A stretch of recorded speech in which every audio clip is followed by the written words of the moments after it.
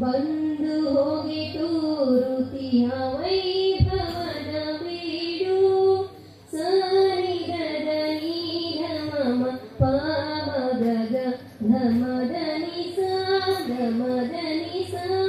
ರನ್ನ ಪೊನ್ನರ ಜನನಿ ಕನ್ನಡದ ತಾಯಿಯೇ ಬಾಯನ್ನ ಹೃದಯದೊಳು ನಿಂತು ನೆಲೆಯೇ ಭೂಗದಲ್ಲಿ ಗರ್ಜಿಸುವ ನೀರಿರಧನಿತೆ ಹಂಪೆಯೊಳು ನೀನಾಡು ಹೊಯ್ಬಾರ ಗೀತೆ ಸಾನಿಗದ ನೀರ ಮಮ ಪಾಮಗಗ ಧಮದನಿ ಸ